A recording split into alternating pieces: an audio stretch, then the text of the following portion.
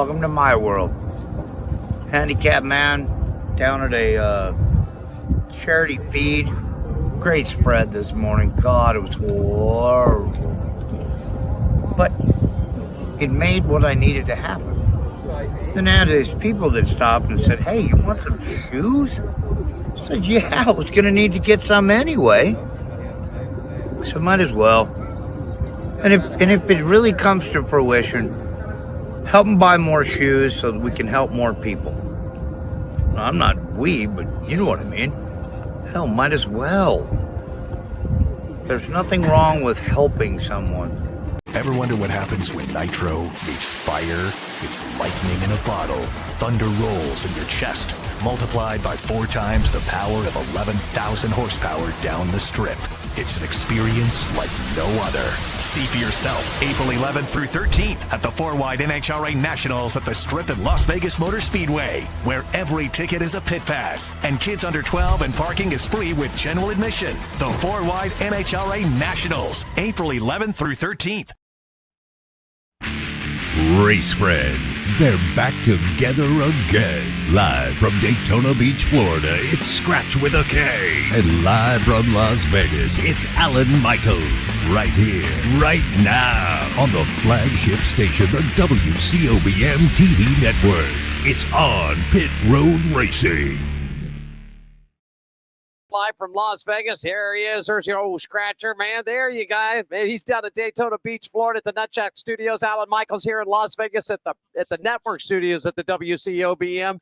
Ready to go. Hey, Scratch, it's a good thing that we started this a little bit early because we're not going to wait around at all. Stand by because previously our special guest today drove 6 seasons for Front Row Motorsports in the number 34 Ford.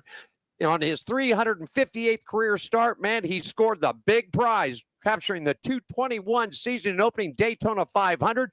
From that point on, he will be known as a Daytona 500 champion. Got his second big cup victory at the Indianapolis Motor Speedway. We got to kiss the bricks there. He now drives the number 71 Delaware Life Chevrolet for Spire Motorsports. Joining us is Mr. Michael McDowell. Good afternoon, sir, and welcome to the show, man. Hey, how's it going? You guys doing all right? Yeah, doing man. great. We're fantastic. Scratch, I know you've been biting at the week.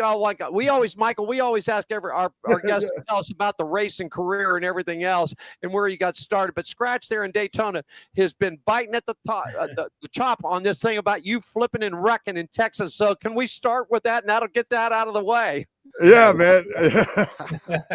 I'm upset. I saw an interview too so I know it doesn't really bother you that much because I saw an interview where you said it kind of put you on the map. You know, where it was your rookie season, it was your second race of the year, man. But I'm from Daytona, and I've been to every Daytona 500 since '79, man. So congratulations on winning the biggest race in Cup. All right. But listen, when somebody says the name to me, Michael McDowell, I go back to that 00 Aaron's car flipping in Texas, man. I can't help it, man. Yeah, I hear you. Yeah, it was a big one for sure. Like you said, it's not one of those things that bothers me. It really doesn't. I mean, it's it's a big crash, right? And yeah. I've been a fan of the sport for a long time too, and you always go back and watch those big wrecks, right? And that's just part of it. Yeah. You never want it to be you, but it is what it is. So yeah, it's one of those things that every time you go to Texas, they're going to play it on the big screen, and you're going to see it over and over again, and it's part of my my story. And it's one of those days that I'll remember forever. It's not something that you forget. You always remember those big ones, and you feel thankful. You know what I mean? You feel thankful to walk away and to be able to do it another day. Yeah, man. Michael, we always start with every guest there. Well, tell us how you got started in motorsports, what got you to it, what brought you to it, why you wanted to do it. Yeah, so I would say I'm a first generation racer, right? Because I'm the only one, out of my family that has done it professionally. But I grew up with a bunch of gearheads, really my mom's side. My grandfather had an automotive machinery shop and had an auto parts store and imported some motorcycles and always had something that went fast. And so my mom and, her brothers and sisters grew up around dirt bikes and racing. And so it's kind of always been in the blood. But it got real for me, I would say, when I started racing at the local go-kart track in Phoenix. I grew up racing BMX bikes and dirt bikes and things like that. But once I started racing go-karts, it kind of took on a whole nother passion. And that's really where it got started for me. And, it started out just racing locally and, kind of winning those races. And then we started traveling a little bit. And then we started, doing like the regionals and the nationals. And next thing you know, like it's full on pursuit of trying to turn this into a career. Yeah. Scratch question for him. Man, I'm a big fan of the underdog, man. So you winning that Daytona 500 was amazing, bro. I'm just to let you know that right now. Big fan. And one thing I thought of too. So you've won 2 of the big races, Indianapolis and Daytona, and Darlington's one of them. And then I start thinking about that wreck a little bit too. And I wonder, I got a question, man. You ever thought about doing the throwback to that 00 Aaron's car during the Darlington races? Has that ever come up in conversation? Is it something that interests you, or is that something you're like, man, let me just get out of that for a minute? No, I tried to a couple years ago. And I might be wrong, but the throwback, when it originally started, it kind of had like years and eras that it was doing it, right? Right. You can It seems like it did, yeah. And that was kind of cool because it was like you could follow along and kind of pick out something. And so I forget when it was. It might have been 2 or 3 years ago, but I was like, let's see if we can do the Aaron's car. And we tried to get them to do it, and they didn't want to do it. We were trying to get Aaron's actually on it. You know what I mean? To sponsor it and do it. So it's kind of funny though. You fast forward now, and Aaron's is on the 34 car at front row this year. Yeah. And so that's kind of interesting. I missed it by just a year, but it'd be cool to do that. I don't know, like throwing back to yourself. I don't know if that's the right thing to do or not. I mean, I guess it could be cool, but it also shows that you're old. I don't know what's the best way to go about it. Yeah, but throwing back to that Aaron's car though in your rookie season, that's that'd be understandable, I think. Yeah, maybe we'll do that next year. Maybe that's what we'll shoot for. That'd be awesome. That'd be really cool. Are you doing a throwback this year? So we're not, and part of it's my fault too. My team asked me, hey, do you have anything that's like super meaningful for you, going to Darlington, throwbacks and all that? And I was like, hey, well, what's the theme? What year is it? What era is it? What are we talking about? They're like, oh, no, it's just whatever you want. And I'm like, yeah, I'm over it. I'm just not, I'm kind of over the throwbacks at this point, Yeah. I didn't have anything. So, we'd have to put some time into it to do it right. I feel like it's kind of run its course a little bit. Yeah. Like I said, I liked it when it was a little bit more structured, right? 90s and 80s and 70s, and you kind of pick that era and you kind of pick your favorite guy or cool paint scheme. But I feel like we've done so many cool ones now, right? And we've done most of the cool ones, and now you're seeing them kind of redone again with different cars and different sponsors. So, I think probably my favorite throwback was the Bill Elliott car that I did a couple years ago, and it was neat. It was turned out nice. It looked cool. They even made a die cast of it. It was a freight auctions car, and it turned out really awesome. So I think if it's got meaning and purpose behind it, it's fun, but it's hard just to pick one. You got to win at Daytona, win at Indianapolis this weekend. It's the lady in black. She's tough to tame, man. Yeah. Man, to get this one, man, that would mean one away from taking the quadruple out of there. Next would be the Coca-Cola 600, man. Are you focused and ready to go for Darlington? Yeah, Darlington's been great for us, actually. It's a place that I love. It's, like you said, it's hard. I mean, there's no doubt about it. It's been hard, and it continues to be hard. Everything has to go your way, and it's just so easy to get yourself in trouble there. And so it's fun. It's a fun racetrack. You feel like you earned your money at the end of the night. You feel like you really put in a full day's worth of work. But yeah, looking forward to it. There's a lot of new this year, right? With being with a new team and new setups and new processes. And so even though I've had a little bit of success there before, it's like coming back there with something new and hoping that you'll make that next step. So last few weeks we've been building momentum, so feel good about it, and we'll see what happens. Scratch, go ahead. So, first of all, you've had longevity in the sport, which is, something that's hard for some people to do. We talked about, the wreck your rookie season, but you've come a long way since then. Yeah. So, the longevity in the sport, man, you should, congratulations on that, because Thanks. that is definitely something that's tough in NASCAR. When before you got into the Cup, who were you rooting on? Like, who was your favorite NASCAR driver, even growing up? You can go back as far as you want. Yeah. Whatever. Who's your guy? Like, when I Yeah. say that, who's your guy you come to?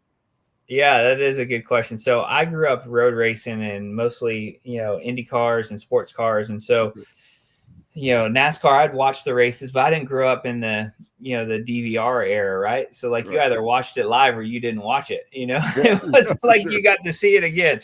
But I'll tell you, when Jeff Gordon, he was running sprint cars and midgets and all that stuff in Arizona and run the Cop World Classic, and him and Tony Stewart, and there was a bunch of those guys, Mike Bliss, that were kind of coming up through it.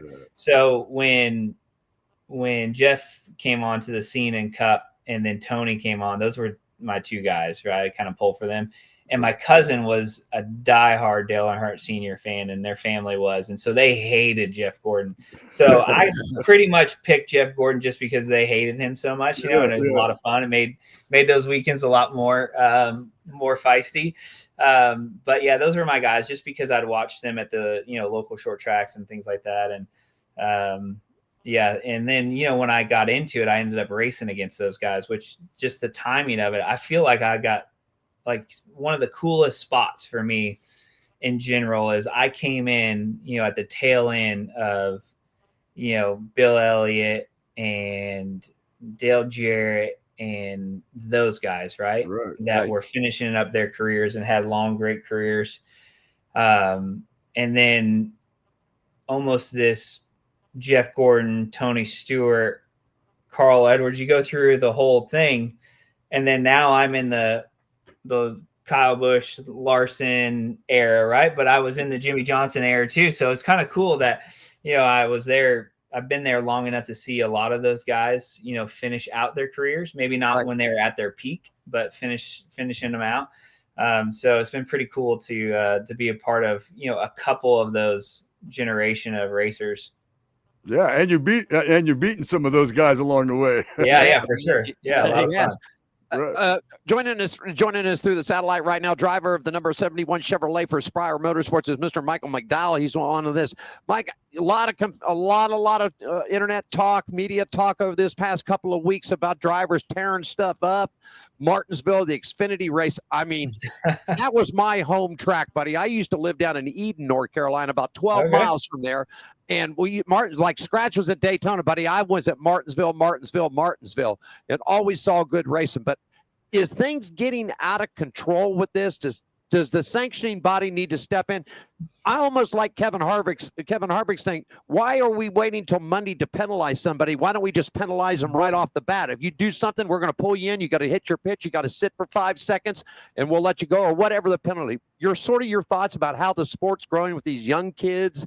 They're tearing up an Xfinity car, Michael, if I'm not right, anywhere from $1 to $8 million, right? Yeah, so I think that it's a little bit of a both, right? It's a different generation for sure of racers and how they grew up racing, which I don't, I didn't grow up racing short tracks, so I don't have a whole lot of input on what that was like. But I would imagine it was like how I came up, where I worked on my own cars and I worked at the teams. And even when I was racing Formula cars, like I knew that we had one car. And if I broke this car, I wasn't racing the next week.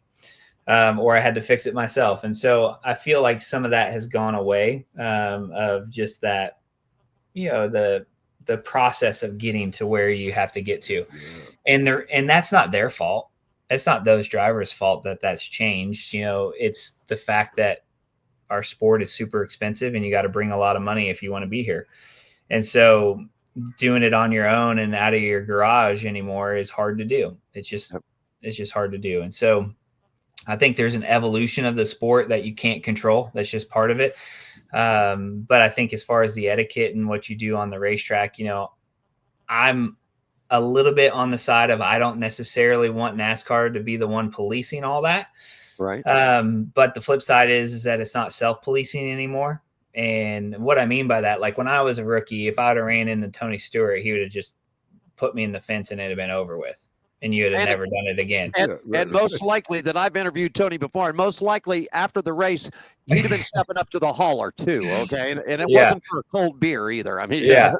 So it's just a different process, than it is now.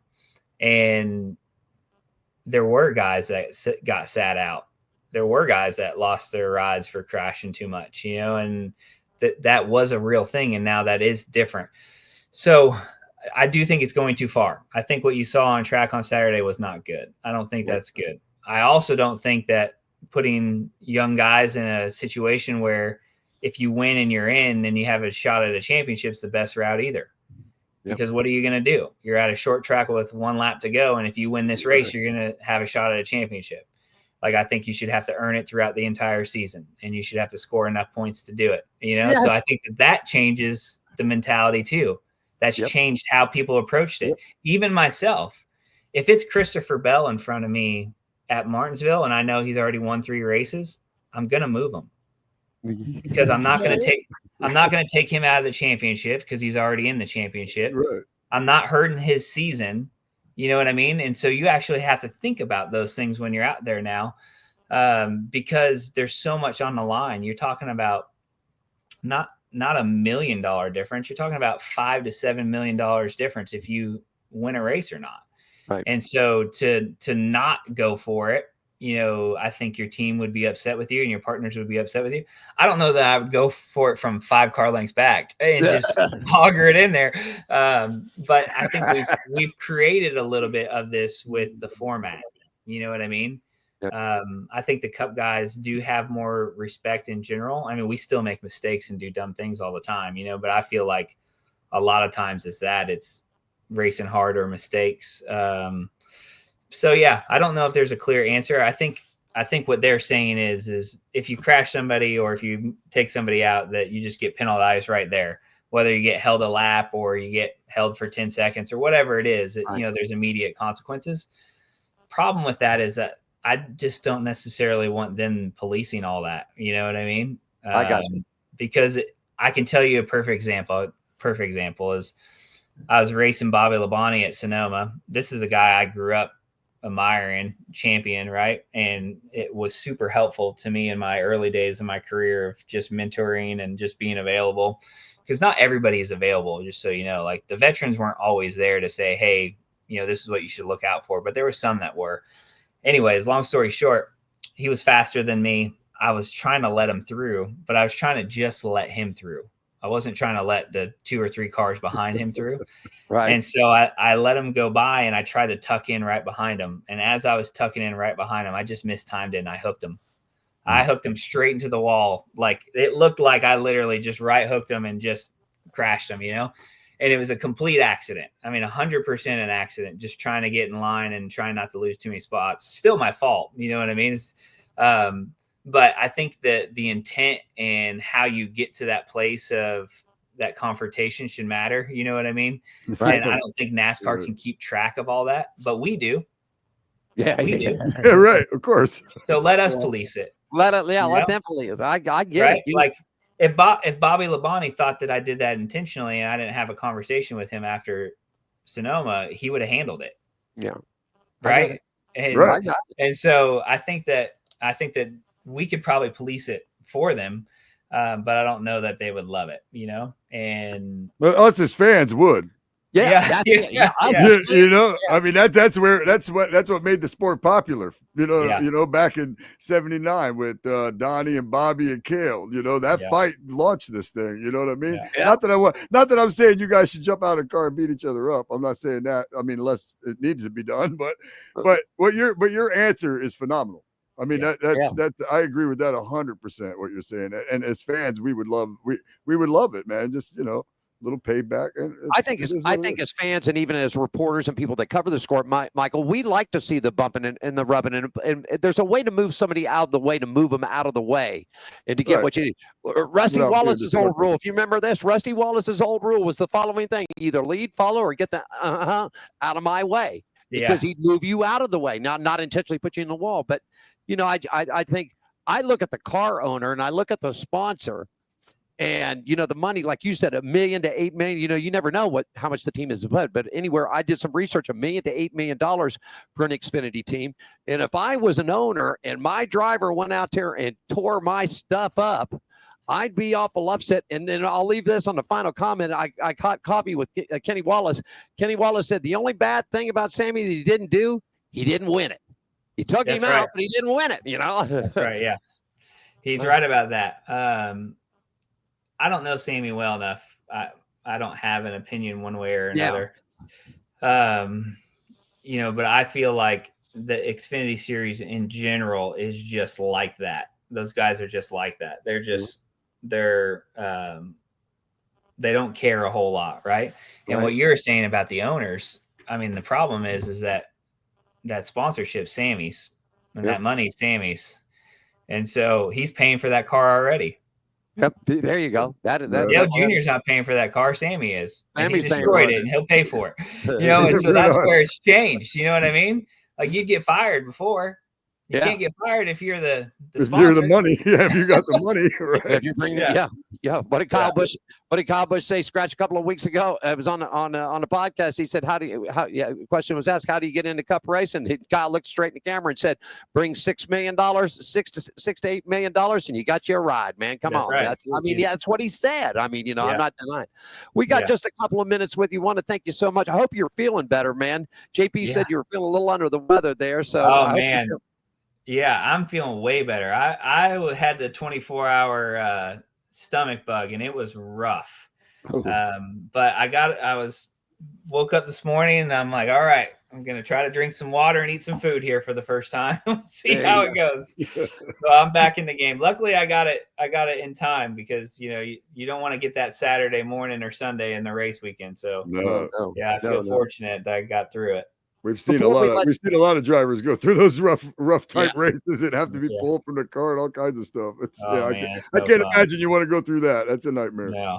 We got about a minute left with you, Michael. We have a lot of young viewers that watch the show that are coming up, like you said, through sprints, quarter midgets, go-karts, bandos, legend cars. And I always ask our guests, especially with somebody like you that spent your time here in Vegas, we call making it the bones, man. Some encouragement for these young kids that are coming up through that, some good things that they should do, bad things that they should watch out for, just some words of encouragement from a seasoned pro like yourself. Well, I mean, what I would encourage you is just keep chasing your dream. I know that's generic, but I'm a guy that came from nothing, right? And even when I got into the Cup Series, still had to grind it out for another 15 years before I saw success, right? So just keep chasing your dream, keep fighting for it.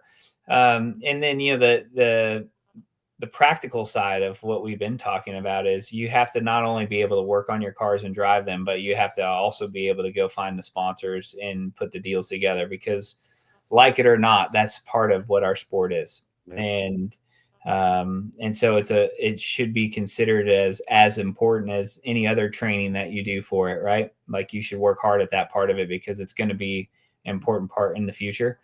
I was fortunate to just break in right before all that sort of went away when manufacturers were spending a lot of money and there was still a lot going on. But now it's, you have to have every aspect in order to make it. So, just making sure you're well-rounded. He'll be driving down in Darlington, South Carolina this weekend. Could he pick up that third victory? The quadruple is standing by waiting for him. He's in the number $71 Live Chevrolet for Spire Motorsports. Thank you so much, Mr. Michael McDowell, for joining us, man. What a great guy. Have a great weekend. Be safe. Be careful. Keep the pedal to the metal, my friend. All right. Appreciate it. Thank you, guys. Have a good night. Yes, sir. Thank you. Yes, sir. He was a good guy right there. Thank you, Michael. Appreciate it. Well, come on. We're going to go to a quick break, everybody. When we come back, we'll get you ready to rock and roll with more action of On Pit Road Racing. Scratch down in Daytona. Alan here in Las Vegas. Back in about 2 minutes, everybody. Are you ready for the wildest ride on Fremont Street? The Gene Woods Racing Indoor Go-Kart Track Experience. 450 Fremont Street, suite number 171 on the corner of Las Vegas Boulevard and Fremont Street. Open 7 days a week, noon until midnight. Strap yourself in, pull your safety belts tight, and feel the power and the speed at the Gene Woods Racing Indoor Go-Kart Track Experience, downtown Las Vegas, Fremont Street, 450 Fremont Street, suite number 171, right on the corner of Las Vegas Boulevard and Fremont Street. What are you waiting for? Log on, get your tickets now. It's time to go racing at the Gene Woods Racing Indoor Go-Kart Track Experience, 450 Fremont Street, downtown Las Vegas. Ever wonder what happens when nitro meets fire? It's lightning in a bottle. Thunder rolls in your chest, multiplied by 4 times the power of 11,000 horsepower down the strip. It's an experience like no other. See for yourself April 11th through 13th at the 4-Wide NHRA Nationals at the Strip at Las Vegas Motor Speedway, where every ticket is a pit pass and kids under 12 and parking is free with general admission. The 4-Wide NHRA Nationals, April 11th through 13th.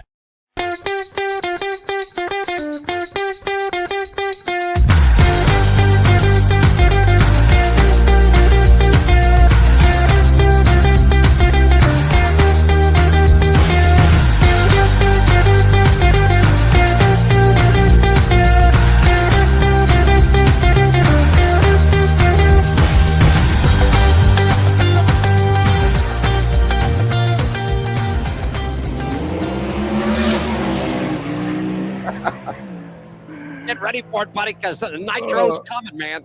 We got it coming, too. Here, one more time, Scratch. Yeah, we're going to have to take that sound effects button away from you. One more time. I like it, though. Makes me want to look over my shoulder. I feel like I might get run over. Can you imagine, man? I cannot imagine jumping from 0 to 300 miles an hour in less than 4 seconds. No. I mean, God. I mean, that's something else. Great guess, Tony. Michael McDowell. What a good guess, huh? How awesome was that, man? I'm stoked. Now I'm a bigger fan. You know, like I said, man, I'm a fan of NASCAR. I like these days. I like to root on underdogs or teams that you don't expect is going to do something. And he's had a great career, to be honest with you. That longevity means a lot in NASCAR. That's why I brought that up. And man, I want that guy to win every race this season. You know what I mean? Like, that's how cool I thought that was, man. He's awesome. His car, that car we talked about, the one that flipped, the 00, is in Dale Jr.'s car graveyard. Oh, really? Yeah. Wow, I wonder if Michael knows that. I don't know. I meant to ask him, but I figured he probably knows that. But yeah, it's in Dale Jr.'s car graveyard. Okay. Next guest coming up is Vice President of Media Relations and Communications, Josh Hachat from the NHRA. Is going to join us in just about a little less than 9 minutes or so. Scratch, get ready for Around the Track, and I'll let everybody know where we're going out on live. We're going to be coming up at the Bull Ring this weekend, Saturday night. We'll be out there at about 6 o'clock, bringing pit road interviews, doing winner circle interviews. So we'll be out there then. April 10th, we're at the NHRA Press Luncheon. We'll be doing that. Some great drivers. That Ron Capps is going to be there, buddy. And I'm going to get a chance to ask him about that car blowing up, man. I mean, that thing blew the body completely off of it, and he walked away from that crash. So we're going to talk to Ron Capps and a couple of the great people that are going to be there. Let me see. Then we're going to be we've taken actually Costa Mesa off of the schedule for this time. We're going to be going to in City of Industry a little bit later in the year, but then we'll be back out to the Speedway on April 13th for the NHRA 4-Wides. That's your last round of qualifying and quarterfinal rounds, and then back at the Bull Ring May 3rd again on July 3rd. That's the night of fire, the night before the 4th of July, and then we'll cover the last race of the year, championship night at the Bull Ring is going to be October 18th. To let you know, NASCAR's back in town October 11th and 12th. The Xfinity Series will be running on Saturday the 11th. October 12th, the NASCAR Cup Series starts off the round of 8. And then finally, so far on the schedule, October 30th through November 2nd, we return back to the Strip at Las Vegas Motor Speedway, man. I mean, we are packed, locked, and loaded and ready to go. Real quickly, before I get to Scratch and Around the Track, race weather brought to you by Woods Family Sandwiches, 931 Pacifica, Suite 106 on the Las Vegas Henderson line right there. More information on catering, WFSandwiches.com. NASCAR for this weekend down in Darlington, cloudy and muggy all weekend long. 20% chance of rain throughout the weekend. Daytime highs are going to be a sticky upper 80s. Possibly into the low 90s, dropping off into the mid 60s for a nighttime low. NHRA is off this week. They'll be back here in Las Vegas next week. The World of Outlaws looks like it's going to be a wet weekend in Oklahoma for the World of Outlaws. 50% chance of rain on Friday and Saturday night. Daytime highs in the low 60s, dropping off into the mid 40s in the nighttime. Let's see. The World of Outlaws super late models are in Ohio at Atomic Speedway. It's got 70% chance of rain both Friday and Saturday night, so that doubleheader might get washed out and have to reschedule. And let's see, for the F1, they're back in action. Suzuka Circuit in Japan. And man, the F1 series, you're looking for really good weather on Friday and Saturday, but you better roll out the rain tires for Sunday. Scratch, 65% chance of rain with the daytime highs in the mid 60s, dropping off low 40s. And for IndyCar, they're off this weekend, but they're back in action April 13th at Long Beach. And racing weather brought to you by our good friends at Woods Family Sandwiches. Scratch, how about round the track, buddy? How about it? Monster Energy Supercross number 11 is April 5th at Foxborough, Mass. at Gillette Stadium, the house that Brady built. Look at that.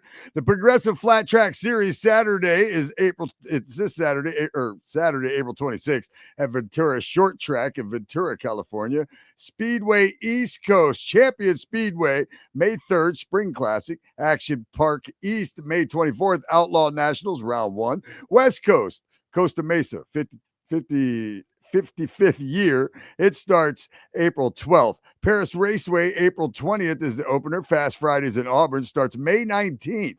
Formula One, April 4th through 6th, Japanese GP. IndyCar, April 13th, Acura Grand Prix in the streets of Long Beach, California. Man, I love Long Beach. NHRA is 4 Wide Nationals. They're April 11th through the 13th at the Strip in the Las Vegas Motor Speedway. NOS Energy Series, April 4th, Arrowhead Speedway. NOS Energy Series also April 5th at the Arrowhead Speedway. NOS Outlaw Late Model Series, April 4th and 5th at Atomic Speedway. And NASCAR is back in action with the ARCA West, April 5th, Tucson Speedway. ARCA East, April 19th, Rockingham, North Carolina. The trucks next Friday, April 11th, Weather Guard Truck Race. And Xfinity is Saturday, April 5th. Short Clips, Haircuts, VFW Help a Hero 200 at Darlington Raceway. Sunday, April 6th. Goodyear 400 at Darlington Raceway. It is a throwback weekend out in Darlington, and that is a look at Around the Track. Thank you, buddy. Appreciate that. We'll go ahead and move it on. We're waiting on Josh Hachat to join us. We'll go right to the NASCAR news and results. I'll get you started. It's brought to you by our good friends at Las Vegas Motor Speedway. Up next, NHRA 4 Wide Nationals, April 11th through the 14th. Round of 8 of NASCAR returns back for the South Point 400 in October. Real quickly on the trucks, it was Corey Helm with a time of 19.654 seconds around that track. That's 96.347 miles an hour. But Daniel Hemrick won his first career NASCAR Craftsman truck race at the Martinsville Speedway this past Friday. Hemrick held off with 4 laps to go to catch that grandfather clock right there, man. He got the big one, man. They're giving the grandfather clocks out for everybody now, Scratch, not just the Cup guys. If you win in a truck, you get a grandfather. If you win in Xfinity, you get a grandfather. Those things are beautiful, man. He also grabbed an additional $50,000 for winning the first Triple Truck Challenge. Tyler Acom, Jake Garcia, Chandler Smith, Ben Rhodes, Corey Helm, Andre Perez, Rajah Caruth, Stuart Friesen, and Lawless Allen rounding up your top 10. Real quickly, it's Corey Helm, Daniel Hemrick, Ty Majeski, Chandler Smith, Stuart Friesen, Tyler Acom, Grant Enfinger, Lane Riggs, Jake Garcia, Ben Rhodes in the top 10 right there. Tell us about the Xfinity Series, my friend. All right. The Xfinity Series. The pole was Connor Zilich. His time was 19.888 miles per hour. Or that was his time. The speed was 95.213 miles per hour. Goodness gracious. The race, the paperclip wasn't very nice in the Xfinity Series race at Martinsville, as we spoke earlier.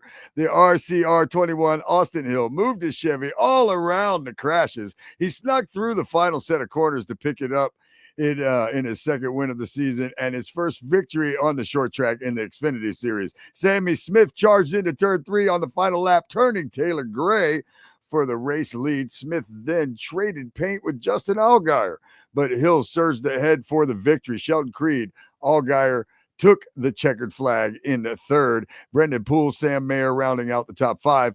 Dean Thompson, Daniel Dye, Ryan Sieg, Chris Wright, and Smith completing the top 10. Daniel Dye being a local favorite from right here. Xfinity Series playoff standings after Martinsville, which is race 7 of 33. You got Austin Hill with 2 wins. He's leading the way. Justin Allgaier with 2 wins. He is in second. Jesse Love, he's got a win. He's in third. Connor Zilich has a win. He is in fourth, followed by Sam Mayer is fifth. Sheldon Creed, Sammy Smith, Ryan Sieg, Carson Guapel, Jeb Burton, the top 10. Daniel Dye right there in 11th. Taylor Gray, and then cut below the end is Brandon Jones and Harrison Burton. There you go. All right, real quickly, Christopher Bell won the pole for Martinsville, but it was Denny Hamlin taking his home track win for the Cookout 400 NASCAR Cup Series in Martinsville past week. First win of the year, 6th at Martinsville, 55th career. Pole sitter Christopher Bell finished up in second. Then it was Bubba Wallace, Chase Elliott, Kyle Larson, Josh Chastain, Ryan Priest, Joey Logano, Chase Briscoe, and Todd Gillen. Standing on top of the points right now. Bell up on top with 3 wins, 224 points. Then you got William Byron. Then it's Larson, Denny Hamlin, Josh Berry with a big win for the Wood brothers, man. I'm loving that. And then Chase Elliott, Alex Bowman, Tyler Reddick, Bubba Wallace, and Joey Logano round out your top 10. Scratch, our next guest is standing by on the line. We're going to take a quick break. And when we do, we're going to talk to the guy that handles all the media and the communications for the NHRA Mission Food Series. Mr. Joshua Hachat stands by, and we're going to do him right after this. Everybody stick by on Pit Road Racing. Allen in Las Vegas, Scratch down in Daytona. Back right after this. Ever wonder what happens when nitro meets fire? It's lightning in a bottle. Thunder rolls in your chest, multiplied by 4 times the power of 11,000 horsepower down the strip. It's an experience like no other. See for yourself April 11th through 13th at the 4-Wide NHRA Nationals at the Strip at Las Vegas Motor Speedway, where every ticket is a pit pass and kids under 12 and parking is free with general admission. The 4-Wide NHRA Nationals, April 11th through 13th. Yes, indeed. You ready?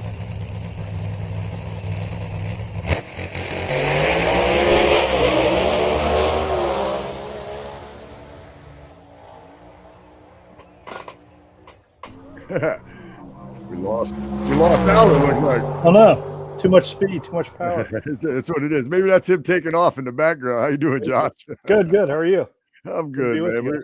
I don't know what happened to Alan Michaels. He's there somewhere though. Awesome. Oh, there we go. There he is. I mean, I was going to say, I know what his first question was going to be, so I was about to ask him, but I know he's got a nice intro for you, so we'll let him take over now that he's raced. You know what?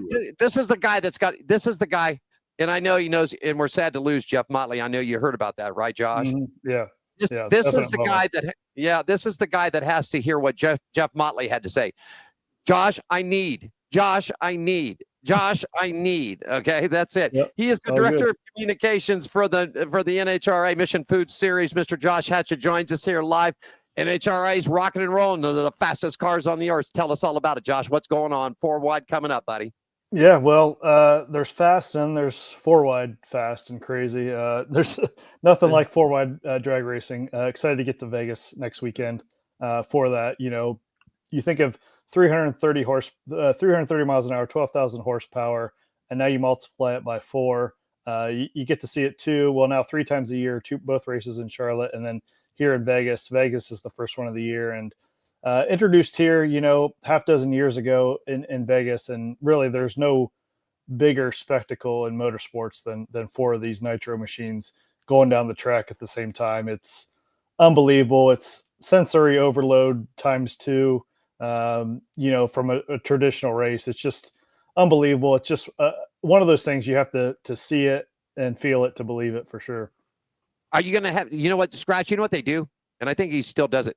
When they roll the nitros out, man, they've got like this rolling grandstand that they roll out at about 50, 75 feet away from the line. And there's a couple of dozen people get to sit up in this thing. But I mean, you are so close, man, that it will shake your body like you. Are we still rolling? Are we still rolling the fan experience with that? Yeah. It's like a SCAG mobile kind of unit there that they get like they are right up on it. That's for sure. And then we bring a lot of VIP guests and people out to kind of get right there beside the starting line so they can kind of feel it in their bones. But even if you're sitting all the way up there, you're going to feel it in your chest no matter where you're at the strip for sure.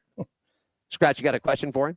I don't know why, because I love everything that goes fast. I have never been to an NHRA event, which I wish I regret that. Yeah, I don't know. Yeah, we got to get you out of here. Yeah, I assure you I regret it. But I watched all of it this past weekend, man, and it is a great show, and it's definitely something I'd like to get a little more experience in, as far as learning about it and enjoying it. Because like I said, I like everything that goes fast. Like you said, that 4 wide, that's a hell of a difference between two. Yeah. And correct my ignorance, but you guys run 2. Doesn't Charlotte have a 4 wide? Am I wrong about that? Yep, Charlotte also has a 4 Those wide. the only 2?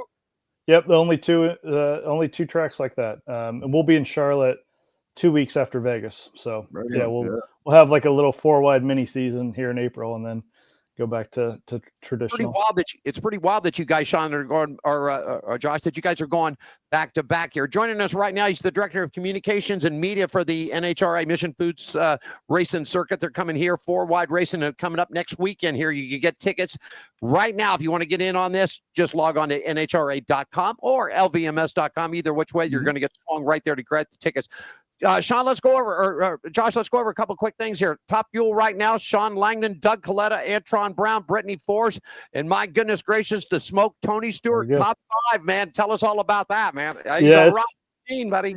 Yeah, he's a win waiting to happen for sure. He went to the final round in Pomona. He's always done well at the 4 wide events. Last year he went to the final quad last year in Vegas. So, Smoke's got a victory coming soon, no doubt about it. Langdon and Coletta, that whole Coletta team struggled for a couple of years, but they're back better than ever. Doug won 2 years ago, the championship. Shawn right on the cusp of it last year, and he's been loaded this year. Antron, great finish last year to finish off the championship, his 4th title. He's always awesome, always running well at Vegas and the 4 wide too. He kind of thrives in this kind of chaotic setting. And then Brittany seems to be on the rebound as well. Last time we were in Vegas, it was the first time back for John after his crash in Virginia. She wins the race. It was just kind of a storybook ending for that event. And that team, they struggled for almost 2 years. So, they're kind of back in business. She's running really well. So, I mean, this top 5 is just loaded. And then you got a whole bunch of others. Clay Milliken won in Pomona. Just a ton of great talent in that top fuel class for sure. Nitro burning in a funny car. Fast Jack Bettman up on top. Paul Lee, Matt Hagan, Chad Green, Austin Prock, Ron Cavs, Daniel Wilkerson, and Bob Taskus the third, along with Cruz Pedregon. And if I slide it down, Alexis Tejoria right there, man. Now, let me ask you this. I've seen the thing. Yeah. John Force is completely done with racing after this year. Am I right, Josh? You are correct. Yes, he is not racing. He is at every race. He's been at every race this year. The plan is for him to be at every race, but Jack Beckman is driving his car. He was named the driver for the full season. He won in Pomona. That car's leading the points. So, I mean, that car is flying right now.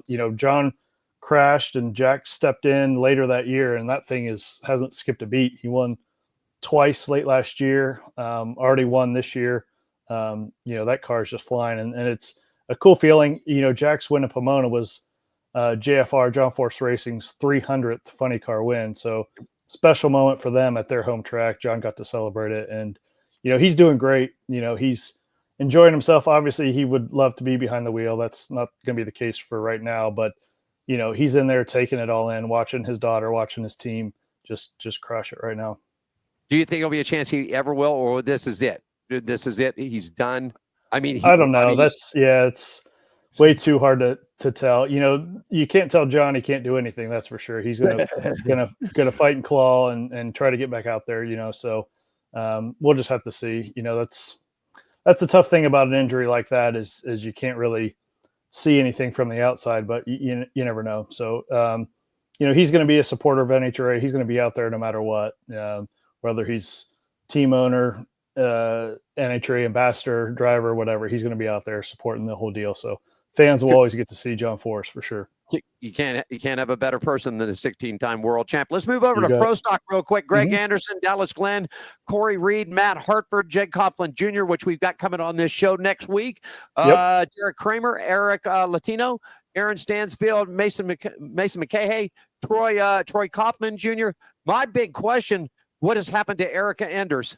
Well, yeah, you didn't even get to her. She's 12th in points right now. That's crazy. Yeah. And that's been a huge struggle for her. She hasn't won a round yet this year, which has been crazy. But if things get going, Vegas is the place to be. She's won 10 times in Vegas, more than any other driver in NHRA history. So that would be the place for her to do it. So far, it's just been Greg Anderson and Dallas Glenn. They've been to all 3 final rounds this year. They were at the final round at the last race last year. So no one else other than them has been to a final round since October of last year. So it's been pretty crazy. Greg's just been crushing it. Set the national record in Gainesville, set a track record in Pomona. I mean, that car is just flying right now. It is. It certainly is. Hey, this too, man. Does Matt and Angie Smith have anything for Gage Herrera? Is this going to be a walk away on Pro Stock Motorcycle this year? I think they will. I think they'll have something for him. They started too late last year. That bike was every bit as quick as Gage, if not quicker, by the time the year ended. So I think there'll be something there for him. Gage was just dominant, won 11 races in a row, which is just unheard of. So we'll see. But, I mean, that bike was just super fast. I mean, if you sort of look at it, go over to F1, I mean, with Max V doing what he did, I mean, it's sort of a type of thing. I mean, every week, people were thinking, well, will Gage's bike blow up? Will he not make the race? Did he miss a plane? Same way with Max V. Is he going to show something? Will something happen along that way? Scratch, you got a question for the man?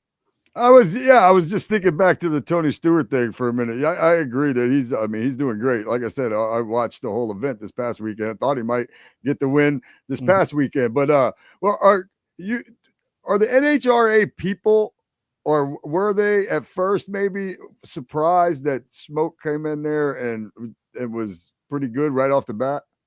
No, I think everyone kind of knew that he was going to be good. Just his natural ability, he can jump in anything and be good at it within seconds. It's just we did like a media thing with him where we did go-karts, and I'm like, I'm pretty good. I think I'm pretty good at go-karts, and he just laughing me like how's he doing this? It was crazy, but no, he's just got a natural instinct. It's always going to take time to get used to going 330 miles an hour. You got to get what they call in front of the car, where it's not like you're not reacting. It's all kind of instinct of how you're controlling it. But he's very good off the starting line. So it's been very good. Like it's been a cool deal. And the thing is, like, all the racers respect him, but he's been like, he's just kind of fit right in with this whole thing we have here at NHRA. He loves the racing. He loves the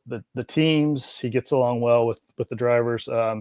And the fans just love him. I mean, you guys know that from any former racing, but just seeing how they've kind of accepted him on the drag racing side has been very cool to see. And yeah, he's definitely going to win one here soon, if not more. I agree. So, I agree. I think it's coming next weekend. I think he's going to win it. Okay. Well, he did. He won in the alcohol ranks. That was his first victory. Was there a couple years ago. So yeah, I do. I interviewed you, Scratch. I interviewed him, and we've had Matt Hagan on the show a couple of times, and we actually got to sit down with Tony last year with Matt. And the question I asked Tony, I said, how is the feeling now with you and your racing compared to what it was in IndyCar, then obviously NASCAR and everything else? And he said, he turned around, he looked at me, he said, Alan, I've never been the happiest that I've ever been in my life. He goes, I'm happy that I'm married. Now, little Dominic wasn't here yet. He wasn't here yet, but I could see that now has fallen into the line. But he said, the sponsorship thing we still have to do. We got to make the money. We got to bring the money in to put the car on the track. I got that. But he goes, I feel much more relaxed here. I feel like when I come to the racetrack, it's fun. And he made that point 3 times. He said, it's fun. It's fun. It's fun. You have got to work with Tony. Did you ever get a chance to work with him on the other side before he got to NHRA? No, I didn't, but you hear the stories and this and that, but like, he's been like, for me in my role, like as a PR person, he's been a delight, like a dream come true. Like, he's been so cool to work with. He's willing to do, whatever we ask of him. He knows his name, he knows his value and what it brings to the sport. And he's been more than grateful to kind of share that with us and allow us to kind of make the most of it. And you can definitely tell he's happy. No one likes to lose. He had last season was a struggle, and on track, he wished things had gone better. But you can just see like he's just kind of loving life. He's in a great place, and that's changed even more so since his son was born. You can just kind of see the look on his face, like as his son's out there watching him race. It's a pretty cool and neat feeling, and that's a lot of what makes this sport special. Any motorsport really is you have sons and daughters out there with their families watching their dads and their moms race and whatever, and you just kind of see it. See these kids grow up at the track, and next thing you know, they're racing too, and it just kind of keeps going on. It's a very cool thing. That's how I grew up. Yeah, that's how I was good. That's how I grew up. I grew up, 6 years old at Volusia County Speedway. There you go. My stepdad out there racing. That's why, it's funny because, the first Daytona 500 I ever went to was 1979, and everybody's like, well, yeah. I'm like, man, I was 7 or 8 or whatever, So, but yeah, that's how I grew up, going to the track. And now, I race, just enduro cars, full contact racing, like tour destruction, basically. But it's just fun, it's just fun. But I wouldn't even be doing that if I didn't grow up that way, Right. So, Josh, he races junk, man. I do. I race junk. Look, hey, racing's look racing, over my shoulder. Look over my shoulder right there. That's the junk I race. I love it. You got to get you out to an NHRA race, though. Hey, man, I would love to. Well, yeah, I'm going to work out something here. Mr. Hatch is going to be in town next weekend, and I think I think next year we're going to apply for some hard cards, and I think we're going to make some road trips next year. Road trips there. Love it. I like road trips. There's one thing I got, Tony, that Gene Woods, I don't know if you know Gene, he was a 3-time U.S. Speedway champion, owns this network here. In fact, 2 things. If you guys are in town, you had Tony racing go-karts. I got a go-kart track down here that will definitely I did hear that. Yes. Yes, there it is. The Gene Woods Racing Experience. And you guys are invited to come down Wednesday or Thursday after lunch. We'll be at the press luncheon. If you want to bring some group of guys down here, we'll shut the track down. Now, Josh, this is not a speed track. This is a 12,000 square foot indoor sliding drift track. Oh, man. I'm going to be out of my league. And of course, Alan's going to say it's not a speed track because I beat him at it. Yeah, you know what he did, Josh? He played last weekend's Xfinity race at Martinsville with me. That's what he did. Hey, man, Robin's racing. He was in the way. He was in the spot I wanted. Well, I'm going to see if I can't squeeze us all in here because you know what? Shane's on. You want to stay on with Shane's with us? Do you want to stay with Shawn Reed coming on? Yeah, he's right there. Let me see if I got. There we go. All of you are in the picture. There he is. What's up, goodness gracious. We've never done this, I don't think. What's up? We got them all now. Shane Reed's joining us. He's running in the NHRA Mission Foods Top Fuel, man. And I was trying to get some bio on you, man.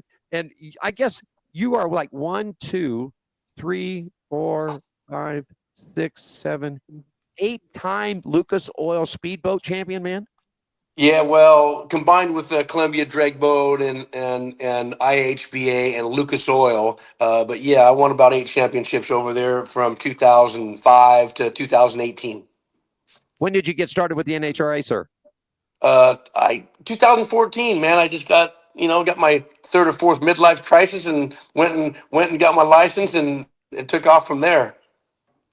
4 wides coming up, man. Are you coming to? You're coming to Vegas, right?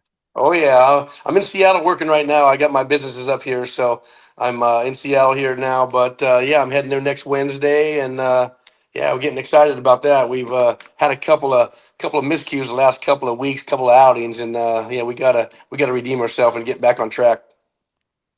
We always ask that Josh is standing by, a PR guy. I guess, Josh, we never did ask you, how did you get involved in the motorsports? And Shane or Shawn, as soon as he's done, how did you get involved in motorsports? Well, mine was a different story. I had nothing about the sport, and I was first job out of college. I was working with the newspaper, and they told me to go cover the races at the drag strip, and I had no idea what was going on. And I'm just some young dumb kid going out there, and my first interview was with Larry Dixon, and I'm like, but honestly, I just kind of enjoyed the meeting all the people, all the different stories and everything. It was such a cool deal, and just kind of just grew from there, being able to stay in touch with people from NHRA. So it was good. Shawn, how about you? How did you get started? What got you into motorsports, buddy? Well, I lived about 6 or 7 houses away from a guy that drove a AA fuel funny car back in the 70s. And I remember I was probably like 10 or 11 years old, maybe 12. And I heard him fire this thing up, man. I was always hanging around in my dad's garage, asking him way too many questions, and made him just drove him crazy. But I just was kind of a wrench kid, and just wanted to know how to do everything.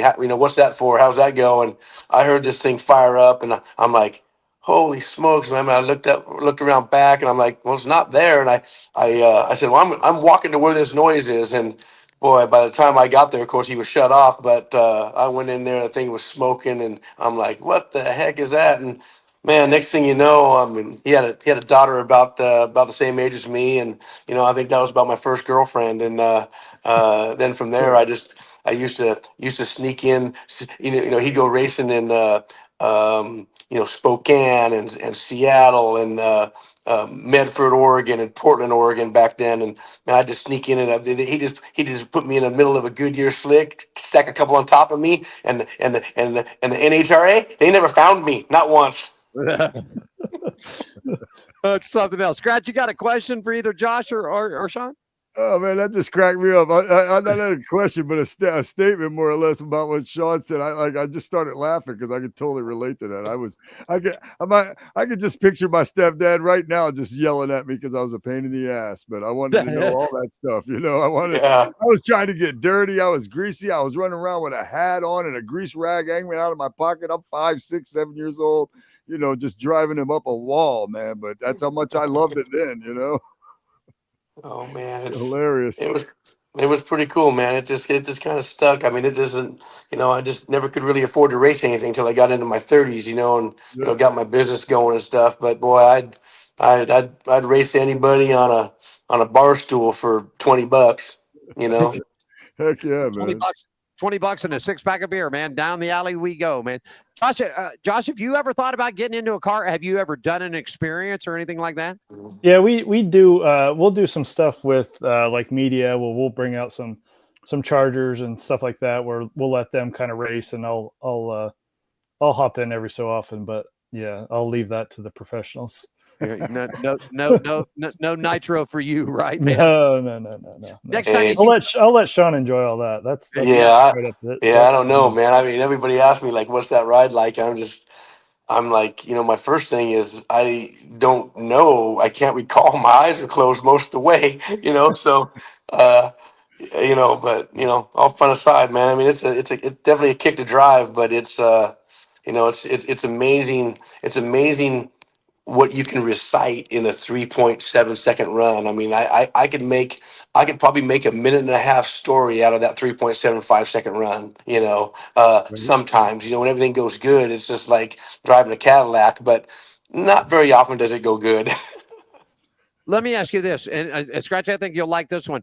Tell us what it's like when you roll. Okay, the car rolls out, the team pushes out, they burn the tires up, you roll you back, they scrape the tires clean, you're sitting there, you go into the light number 1 stage, light number 2 stage. From that point on, what does you and your body and your mind go through when you pull the trigger on this thing? Well, I'll tell you what. As soon as you pre-stage, you are, less than a half a second away from stabbing the gas on this thing, and your only thought process is, basically, I'm going to tell you what my crew chief, and everybody tells you got to do. Your driver's got to do 4 things, man. He's got to stab the gas on time, hold it in the groove, pull the parachutes, and find more money. That's it. There you go. That last one probably should have been number 1. Yeah, that's it. I was going to say, Josh, we saw the big wreck in the blow up with Ron Capps. He's coming to the media, man. How's Ron doing, man? I couldn't believe that he walked away. Walked away from this thing. How's he doing? He's doing well. That's a tribute to kind of all the safety measures, that they've got in place, both as a team, as NHRA. He's doing great. That team recovered. They were provisional number 1 in Pomona. They got bumped by Proc, but or actually by Beckman. No, it was Austin. But regardless, he ran well in Pomona. So just a remarkable job. The teams out here, and Shawn can attest to this. The teams that put these cars together, tear these cars down. They're just incredible, like how they all work together, and especially in situations like that where even an engine blow up or something. These guys are just locked in on whatever they need to do. Shawn, it takes them all. It takes them all. It takes an army, man. I mean, if one of the guys, left head guy, right head guy, bottom end guy, blower guy, clutch guy, tire guy, if one of them guys makes a small mistake, that car will not go down the track, or at least it won't go down the track properly. So it is amazing. It is amazing to watch the guys work, and it's really crazy to me that really the drivers get, when the drivers win, they talk about the drivers, and we really just have the guts to stab the gas. That's really what it is, and there in NHRA. As long as you have the guts to stab the gas, it really there's really more on the crew than it is the driver. Like I said, we got to stab the gas, pull the parachute, hold it in the groove, and pull the parachutes. That's really what we got to do. And there's a lot of things that can go wrong, but sometimes the drivers get too much credit. I tell you, I mean, I really think most of the credit should go to the crew chiefs. And I mean, Rob Winnan goes in the trailer, he don't even ever come out except to go to the starting line. I mean, he's always looking at clutch and flows and pressures and RPM and stuff. I mean, I'll tell you, man, these crew guys don't get enough credit. That's for sure. Yeah, definitely do. Four Wides coming to Las Vegas next weekend. Tickets are available at NHRA.com and at LVMS.com. All the stars will be here. Antron, Shawn's going to be here. Josh will be zipping around the pits on his scooter from here to there and everywhere else. But, I mean, you're going to see them all. And, this is the coolest thing, Scratch. This is what separates the NHRA from any motor sport. Your general ticket gets you into the pits there. You don't have to have special permission. You don't have to have this. You don't have to have that and all credentialed up. You can walk around freely in the pits while they're working on the cars. I mean, and we took Josh, we took Gene's grandkids down last year because they wanted to know what nitro was. So we took him down. We took him down to, actually, I think we were at Brittany Force's pit, and they fired that monster machine up, man, and they lasted about 2 seconds. And Gene looked over and said, "How'd you like that nitro, man? How'd you like that nitro? You're going to smell it, you're going to feel it, and you're going to see it at the Strip, Las Vegas Motor Speedway." Gentlemen, Josh, I'll give you your minute, your final comments to anybody out there. Well, I'm just excited to get to Vegas and watch it all go down. I love four wide's such a different animal, and it's just cool watching it all take place. I love Vegas, just a cool area to have a track like this. And you got the Air Force Base right there. You got fighter jets flying over all day Friday as these cars are flying down the track. It's such a cool scene, and I just love being out there. And Shawn, final comment. Before I do let you go, I want you to give a shout out to your team, your sponsors, crew members, and where people and fans and race fans, you can find you on social media, my friend. Oh yeah, man. Rob Winnan, Ryan, Tuna, Gabe, Josh, David, Davey, man, all these guys do such a great job, man. I really couldn't even imagine doing it with anybody else. I mean, this car's gonna wake up and it's gonna start running like it did towards the end of last year, and I hope that's in Vegas. But Redline Oil, they've been with me the whole time. We got Atro on board now. Big truck part bushing company out of St. Louis, Missouri. Of course. Star Racer Belts, that's Rob Winnan's company. And, we're always looking for more, man. Anybody wants to jump on, and we got all the parts and pieces just like everybody else. We just need, always looking for more partners, so we can keep running. It gets tough out there. So, anything we can do, that'd be great. And finally, I'll leave this with you, Shawn, and Josh, you both can step in. We have a lot of young viewers that watch this show, both that run, go-karts, quarter midgets, modifieds. They run some drag car stuff too. The local series is here that they have. Words of encouragement. Josh, I will start with you. Somebody wanting to get into drag racing, some words of encouragement about how to get in this sport. Yeah, I think just being around it, just being present, meeting with as many people as you can. Whether your path is driving, whether it's crew, whether it's PR, whether it's market, whatever. There's so many different avenues in this sport to get involved. I think it's just kind of putting yourself out there, get out to the track, shake as many hands as you can, meet as many people as you can. There's so many good people in our sport. I think it's just a really cool world to be a part of, in my opinion. Shawn, how about you as a driver coming up, young ladies and gentlemen that are coming up through the ranks, a little bit of word of encouragement for them? Oh man, I mean, I think women can drive just as good as the men, and they might even be able to drive better. To tell you the truth, they're the women in this sport right now. I mean, from Brittany to Jasmine to Ida, holy smokes, man! I mean, besides being great to look at, man, they can drive race cars. I'm telling you, but holy smokes! And forget. Oh, we lost him. We lost him. He clicked out. Oh my goodness gracious! I didn't touch nothing. I swear to God. We're wrapping up towards the top of the hour, man. Uh-oh. Shawn, Josh, give him if you can. Give him. There he is. Wait a second. I think he's coming back here. Well, let's see. Okay, good deal. I think he's coming back. Are you there? He is. Are you back yet? Yeah, I'm here. There you go. Somehow we clicked out. Anyhow, go ahead. Final words and comments, uplifting for the young racers. Go ahead. Oh yeah, yeah. I mean, we were talking about the girls. I mean, they're just way too pretty and they're way too good, man. I don't even like racing them. But all the young guys. I mean, I'm really a young guy. I'm an old young guy. I'm an old guy that's just beginning in this sport, and it's just a great sport. I think it's great what the NHRA does, and all the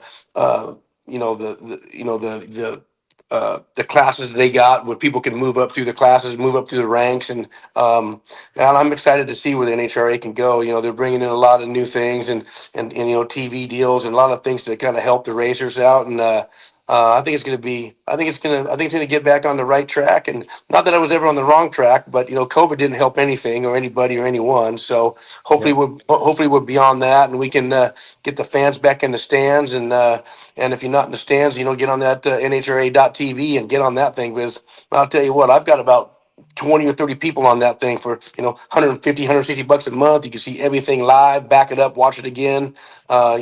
But when the races come to your hometown, man, come on out and support the NHRA, man, because that's what we do it for. We're glorified entertainers. We're here for the fans. They certainly are. It is a one hell of a damn good show. Like I said, your ticket will get you down in the pits. You can stop by and see Shawn down there. You can see all the stars of the NHRA. They always, what is so cool too, Scratch, they'll be working on stuff, and they'll see a crowd, and all of a sudden they'll just pick up a couple of Sharpies. They'll turn around, they'll zip out 100 autographs, take them, 20, 30 pictures, and then it's back to what they got to do. But they really do spend a lot of good time with the fans. Ladies and gentlemen, joining us on our satellite show today, Mr. Josh Hachat. He is the media and communications director for the NHRA Mission Foods Drag Racing Series, and also in a top fuel machine. He'll be back out here next week, Mr. Shawn Reed. Gentlemen, thank you so much for joining the program. Josh, I'll see you next Thursday at the lunch. I won't let out where we're going to, because I don't want a crowd coming down there. You know what I mean? But we're going to have a nice, good lunch out there, talk to you about a couple things. Shawn, I'm going to make my way when I get out to the track out on Saturday. I'm going to make my way over, shake your hand, and absolutely and in there. All right, we're going to take a quick break here. When we come back, the 2021 Rookie of the Year, Pro Super Late Model NASCAR driver Johnny Spilotro will join us coming up next. My special thanks to Josh Hachat, Shawn Reed. Thank you, gentlemen. Appreciate it. We'll see you all next week here in Las Vegas. Thank you. Hey, man. Thanks, guys. Ever wonder what happens when nitro meets fire? It's lightning in a bottle. Thunder rolls in your chest, multiplied by 4 times the power of 11,000 horsepower down the strip. It's an experience like no other. See for yourself April 11th through 13th at the 4-Wide NHRA Nationals at the Strip at Las Vegas Motor Speedway, where every ticket is a pit pass and kids under 12 and parking is free with general admission. The 4-Wide NHRA Nationals, April 11th through 13th. Ever wonder what happens when nitro meets fire? It's lightning in a bottle. It's where thunder rolls in your chest and ambition meets asphalt. Where some dreams are made and others go up in smoke. It's an experience like no other. See for yourself April 25th through 27th at the NHRA 4-Wide Nationals at CMAX Dragway, where drivers go head-to-head in 4-wide competition and where every ticket is a pit pass. The NHRA 4-Wide Nationals, April 25th through 27th.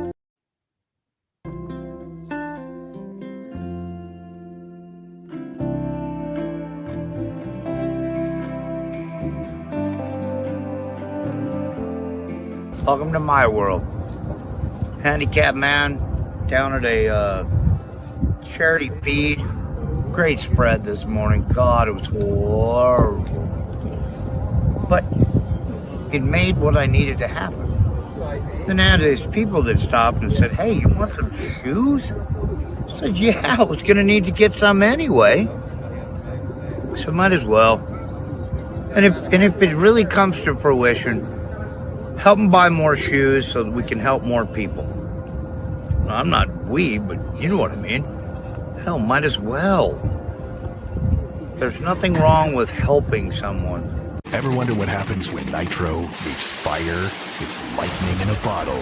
Thunder rolls in your chest, multiplied by 4 times the power of 11,000 horsepower down the strip. It's an experience like no other. See for yourself April 11th through 13th at the 4-Wide NHRA Nationals at the Strip at Las Vegas Motor Speedway, where every ticket is a pit pass and kids under 12 and parking is free with general admission. The 4-Wide NHRA Nationals, April 11th through 13th. Hey, man, we are back. There somewhere, Alan Michaels. And I know we're heading back to the bull ring.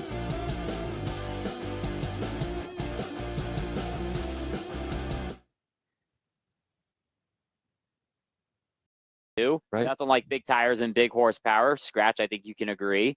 Oh yeah, for sure, for sure. And then the world shut down. Right. And then we went to the Pro Late model division, which was like the smaller tire and the smaller motor, which kind of put which kind of allowed us to kind of figure things out and just kind of like re-engineer everything, change my driving style and change how we engineered the car and stuff. And it's been like an ongoing process, but here we are in 2025. We're chasing down a championship. We're 4 points behind, and it's going to continue on this weekend. You got it. We will be back at the bull ring this weekend. Gates open up at 4 p.m. Racing starts about 6:30, 7 o'clock. And, man, it's Scratch. You've been out there, buddy, 3/8 of a mile with about an 8-degree banking and hard old concrete on that thing, man. Yeah, man. It seems like, you know, because I mean, I run enduro cars, so I do like full contact racing now. But most of the tracks I run on are 3/8 mile, and it seems like those 3/8 miles, man, they all have old asphalt on them. It seems like to me, I don't know, but yeah, that's awesome. You really aren't going to be able to tell until you like see up close in like the autograph sessions. You could kind of like see the scenes, especially like off of 2 and like the backstretch. They do a really good job, you know, kind of like resurfacing it every year, making like new. But until you see it and then until you drive on the racetrack, the character really shows. And if you can run well there, you can run well, you know, pretty much anywhere. So it really is a driver's track that really challenges you. Special guest Johnny Spilotro drives for SG Racing, the number 77 Chevrolet, and he will be at the bull ring this weekend. Come on out and check it out. Tickets are available at lbms.com, or you can pick them up right at the gate. I think $10 to get in, man. Kids are under 8 or 9 free and all kinds of cool stuff, man. Yeah, $10 at the gate. And kids 12 and under are free. It's also Hometown Heroes Night, so all first responders, police, fire and safety, law enforcement, you know, they all get in for free with an ID. So that'll pack up the stands really well with our heroes. For sure. Yeah, reach over there and pull your mic cord so you don't pull here. Let me get it this way. I don't want you to hang yourself. There you guys are making me want to come out there for that just to watch. You know, I get excited. When we start talking about racing. Take the next flight out to Daytona, man. I mean, I appreciate you staying late for us. All right, so hey, it's no big deal, man. I'll be up another 3-4 hours. I'm still on Vegas time and I haven't lived there in 7 years. There you go, man. There you go. Scratch, you got a question for Johnny? Hey man, that is a beautiful hot rod you got right there. Vegas is definitely your home track. I mean, you were born and raised in Las Vegas, right? Yep, yeah, born and raised. The only other track we've ran out of there is Havasu, but it's been a while since I've been out there. Wanted to check off Irwindale off my bucket list for a while, but unfortunately that shut down. Yeah, so it's gone. which is unfortunate. But we still got Kern. We still got Madera and Tucson and all the other tracks. So once this year wraps up, I don't know. We'll see. We'll see about exploring out into different tracks and venturing out into the West Coast racing world. Looking to try different things, road course, dirt, stuff like that. And maybe if funding goes well, maybe we could get some Cars Tour action there. That would be really cool. Yeah, that would be cool. That would be cool. Cars action out there. Those things too. So they tuned the super late models down, smaller tires, smaller motor to the Pro. So what kind of horsepower are these things drawing now? So these 602 crate engines, they're about 350 horsepower in contrast to the 600 and the 620 horsepower we used to have with like the seal motors a little bit. Yeah. It was designed to kind of keep the cost of racing down. And the tires are a little bit of a game changer too. With the slick tire that we used to run, you would get like a race out of it. But if you play your cards right with the 970 tire, you could get 2 races out of it. So it kind of makes life a little bit easier on the racer's budget, if you will. So it makes it affordable, and the plan is to kind of increase the car count. There you go. Scratch, another question for him. Yeah, man. You said you started out in Bandoleros. Was that at the Bull Ring also? It was, yeah. Kind of intimidating to, go from like a tiny little go-kart into a Bandolero on a 3/8 mile oval where it's just like Daytona and Talladega. You hold it flat out, wide open, and you're a tiny little spry guy, and you're asked to do a lot.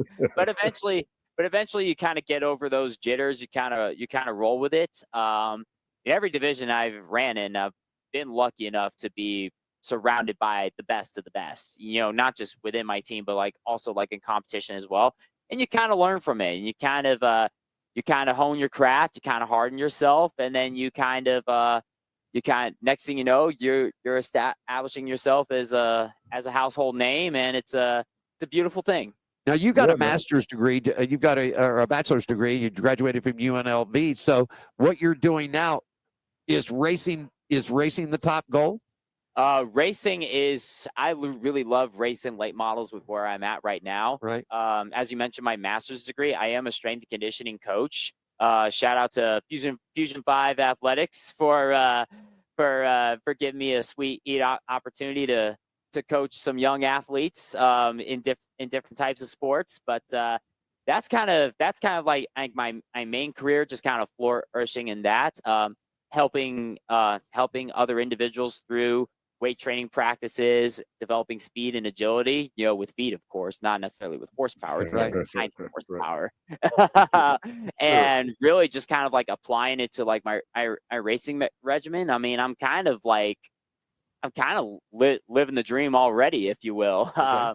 We could go on and on about like, the national series, all day long, but long story short, the local racing is really where it's at for now. Yeah.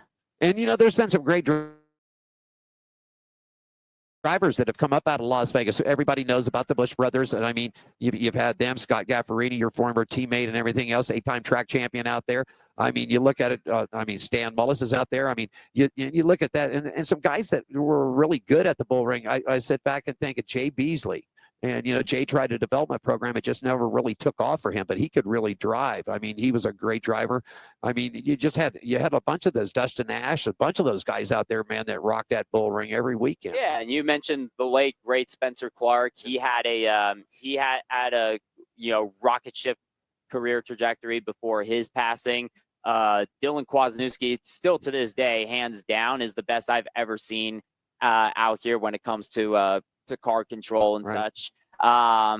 And we got to mention Noah and Riley, Ian, those guys as well. Brendan Gaughan is a staple here. Can't forget the Trickles. Can't forget at the Trickles either. And it's just adding my name to that list while carrying on, Scotty Ottie's legacy. And he's here with us at the shop every single day. I mean, we were just there last night, and it kind of feels like he never left. And even though we're not really owning his car, it still feels like he's with us, getting ready to go for this weekend. Right.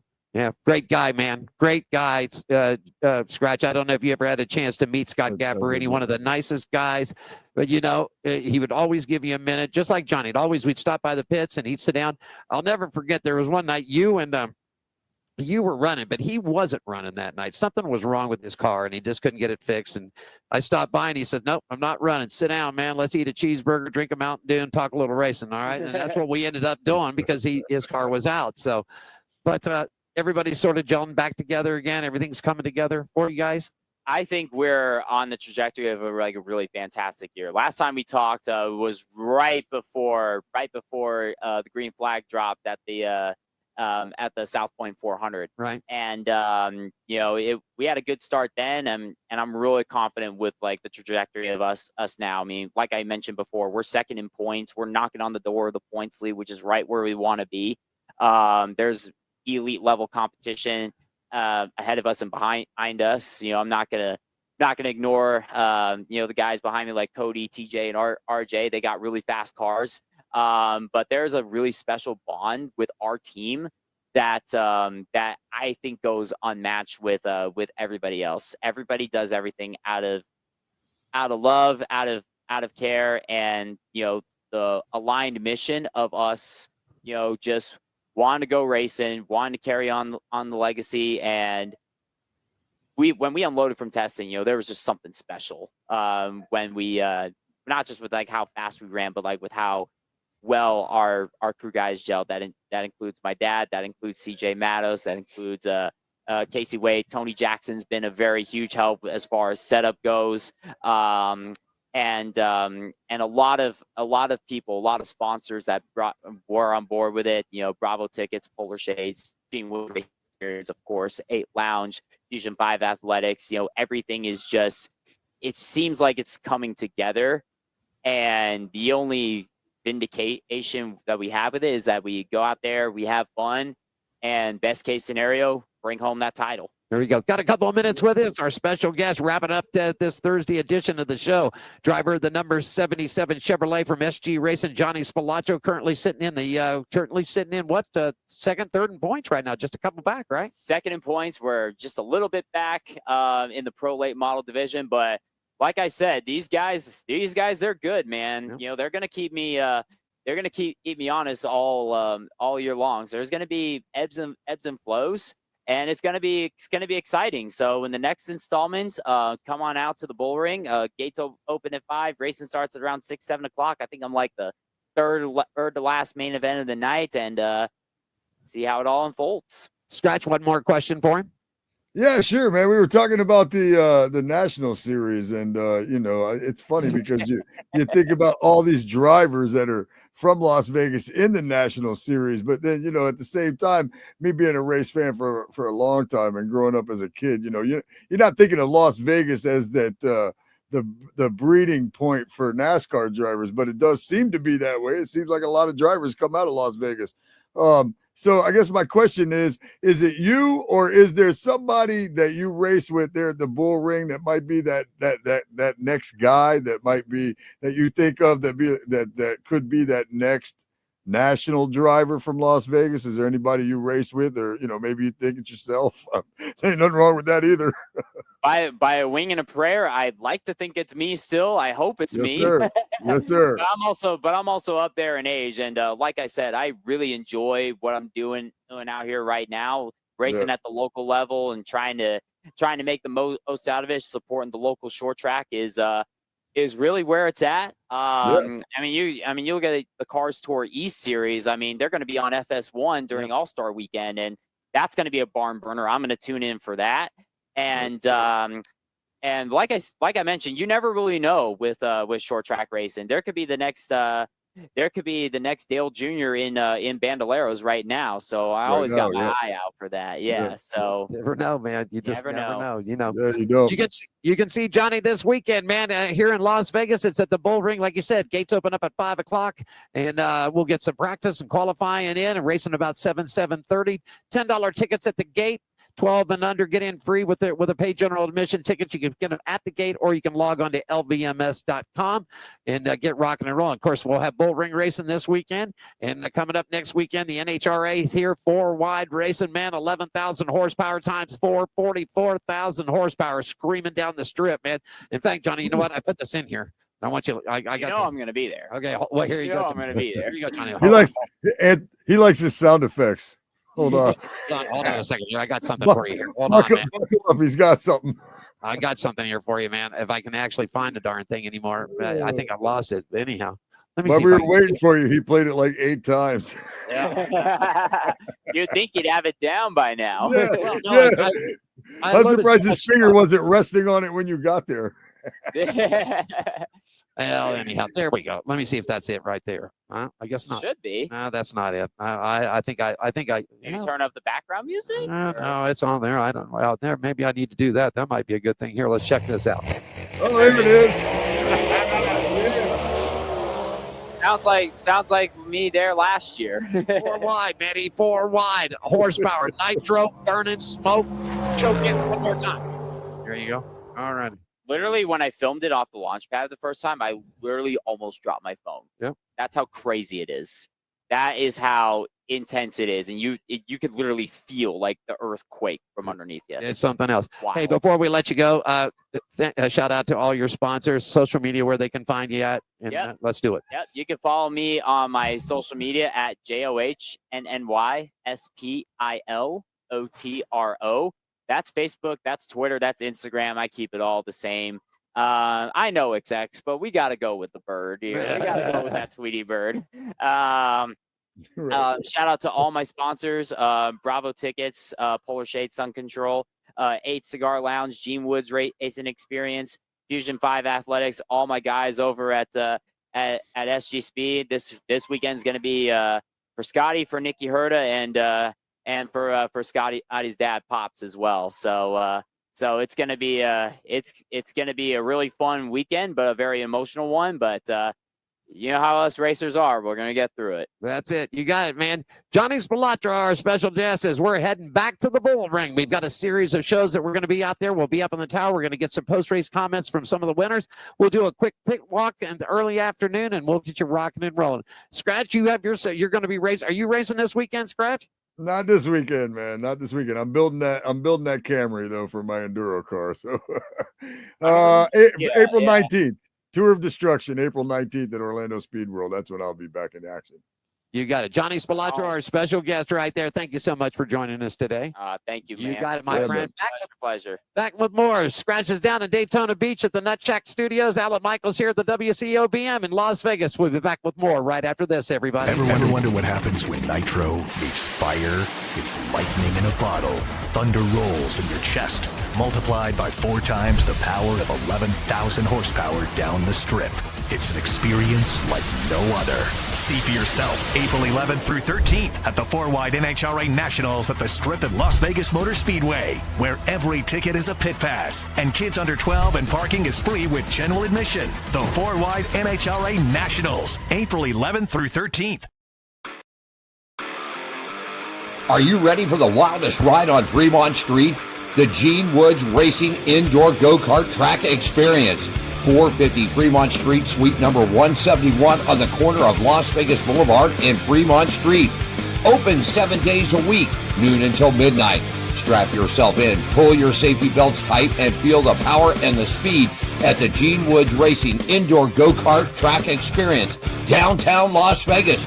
Fremont Street, 450 Fremont Street, suite number 171, right on the corner of Las Vegas Boulevard and Fremont Street. What are you waiting for? Log on, get your tickets now. It's time to go racing at the Gene Woods Racing Indoor Go-Kart Track Experience, 450 Fremont Street, downtown Las Vegas. Looking at a ride? Yes, indeed. Hey, look how small we are over there. Hey, there we are. Hey, man, we got a hell of a show today, huh? I'm telling you, man, Michael McDowell, man, you know, I got to meet Michael a couple of years ago, Scratch, and what they do here in Las Vegas at the media center, at the Locale IQ Media Center, they bring everybody up in two groups, and it's sort of like a free-for-all type of thing. So you only get, you know, maybe one question asked, and then you're tagging with everybody else. Okay, you know, you're miking up and you're tagging with everybody else. And we had him lined up when we were in Las Vegas Motor Speedway, but then he got pulled away, and he was sort of bummed because he stepped in the studio and he was just like, "Wow, this is pretty cool. You guys got the setup here, you know." And he goes, "Man, let me get through Las Vegas and get with JP and I'll do the show." So, but what a great guy, old school guy there, man. You know, not old school, but like you said, now he's becoming part of that senior class. You know what I mean? Hey, listen, I'm not going to be disappointed seeing him in victory lane anytime he's in there. I'm going to let you know that. Nor have I been in the past. I think he's got a shot this weekend. He had the pole out here. He had the pole out here in Las Vegas, man, and I think had a little bit of mechanical problem, whatever. But he had a good run out here.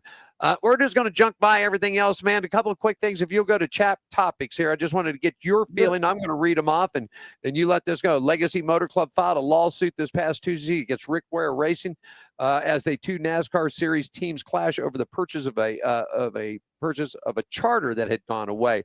Now, according to what Jimmy Johnson had says, they're suing him. They're suing him for the back payment up on it. It's a $40 million deal. Rick Ware thinks that this deal wasn't supposed to start until the year 2007. Yeah. I don't understand all that. If you signed 2027, yeah, that was the deal. Yeah. One thought it was supposed to be 2027, and one thought it was supposed to be 2026. And I mean, outside of any other details, that's about all there is. You know, that's where so there definitely is a difference. You know what I mean? There's a difference of an opinion on the way this was supposed to go, and that's what brought the lawsuit on, man. We'll just see how it goes, man. I mean, business is business. Sometimes you just, one person thinks one thing, one person thinks the other, and this is the only way to resolve it. So hopefully they get it resolved. We'll let the judges figure it out. 75 years of the Lady in Black, and of course, Wood Brother Racing too, man. Josh Berry picking up a big win earlier in this year. He's locked in. Then this is the tough. She's the Lady in Black. She is tough to tame. She's like the monster, man. She'll eat you up real quick. But the most successful team down there, right, is the Wood Brothers, buddy. They have had the most success in Darling. What do you think, man? Yeah, and a lot of that was with David Pearson. So they let's see, 8 wins across 3 drivers in 3 different decades. David Pearson, he got 4 of those wins, and then hey, Jared Neil Bonnet, Neil Bonnet. That's not a bad bunch of names. I mean, and Josh Berry's winning now. Hey, I'm a numbers guy, man. I'm a numbers guy. Numbers never lie. I mean, I was rooting for him 2 years ago, Scratch. On the statement alone that Tony Stewart said that he grabbed this kid because, first of all, he wanted to work on the cars. He was a race car driver, and he didn't care about his daddy bringing a big fat wallet. So I'm glad to see him. Go ahead. I told you after him filling in, those couple times too, and then getting that ride with Stuart Haas, and I thought he was going to do great things, which he didn't. But we maybe some of that behind the scenes, Stuart Haas closing down stuff could have maybe affected some of that, right there, because he's jumping in this Wood Brothers number 21 and tearing it up. I'm telling you, kid can drive. This just released yesterday. Sammy Smith, Doc, 50 driver points, fined $25,000 for causing the last lap of Crash Xfinity Series race in Martinsville. Jeb Burton, Taylor Bray were both fined $5,000 apiece. And then going into the in-care field center for that. Other penalties along, $5,000 fine to 00 Haas Factory Xfinity team, missing lug nuts. 71 team Craftsman truck got a fine, $2,500 missing lug nut. Trackhouse Racing Jackman tire changer Aslan Pugh and Kelly have been suspended for the next 2 NASCAR races as a result of the rear wheel falling off of Shane Van Gisbergen, number 88 Chevrolet, during the cycle of green pit stops. They're not playing, buddy. When they don't want to play, they don't. You know what I mean? If they don't want to, when they're not playing, then they're not playing. Yeah.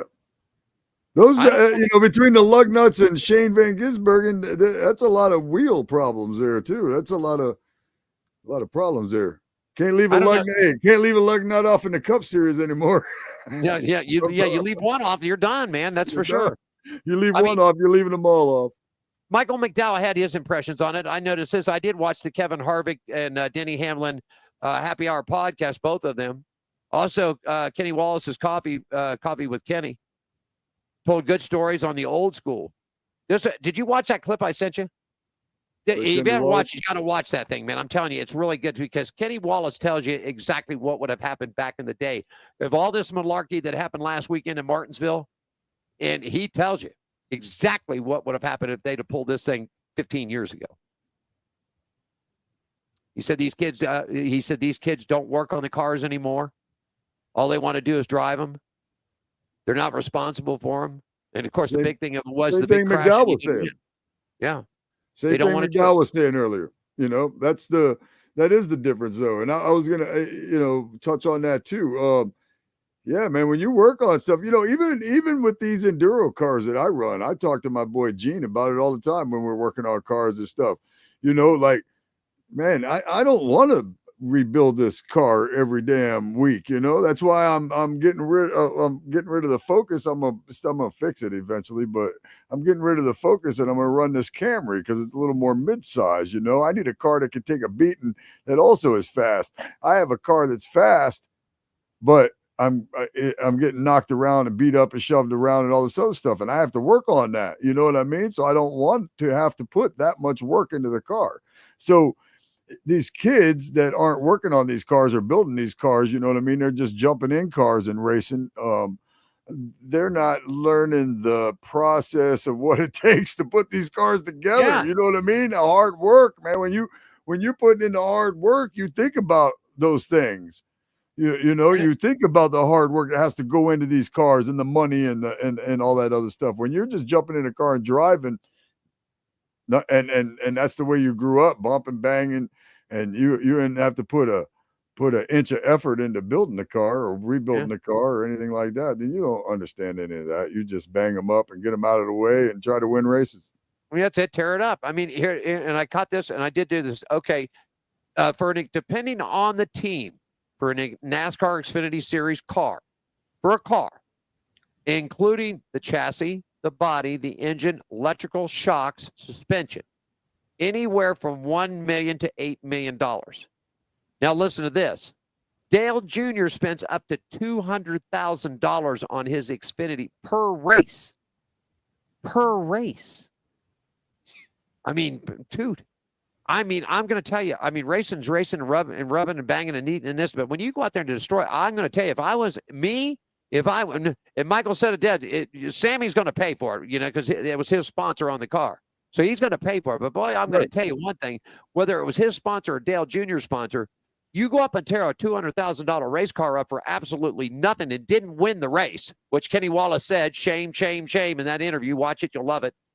Yeah. Shame, shame, shame. You didn't win the race. If you're going to take him out, then you better win the race. Plus, you got a crew of people that built that car.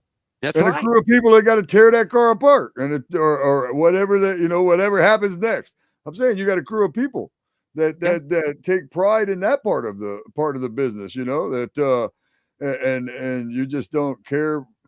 You just don't care about. You don't care. All they're worried about is where they're in Charlotte or wherever they're based out of is jumping on a private jet on Friday morning and flying to wherever they got to go. They don't think about those 10, 12, 15, 20, 30, 40, 50, 100 people that are back in the shop every week, putting that car together, like you just said. Then the most important thing, the damn thing comes off the hauler and it's destroyed. Yeah. It's destroyed. Then there's a crew that has to work on that. Yeah. part. You know what I mean? They don't just take it to the dump. No, they got to tear it apart. Right. They don't just take it to the junkyard. Right. It's if they tear it up that bad, it's going to the junkyard. Right. But I think that's part of the problem. And what I wanted to touch on too when we were talking to Michael McDowell earlier was the fact that, like the same thing I say about my racing. You know, rubbing is racing and paybacks and stuff like that. Are part of it. But there is a difference, and I've said this a bunch of times on where you do it, like paying somebody back at Daytona when you're going 200, almost 200, or paying somebody back, at Bristol. There's a difference between that. There's a difference between pushing somebody out of the way and just flat running over them. There's a difference in those two things. You know what I mean? So in policing themselves, it's those decisions. It's those decision making. I mean, are you gonna shove a guy out of the way that will just run right over you the next time? Or there's a lot of that stuff you got to think about. I like to. Well, now that I've gotten back into racing, I think my philosophy now is to race people the way they race me, and I know the cars that are running me over.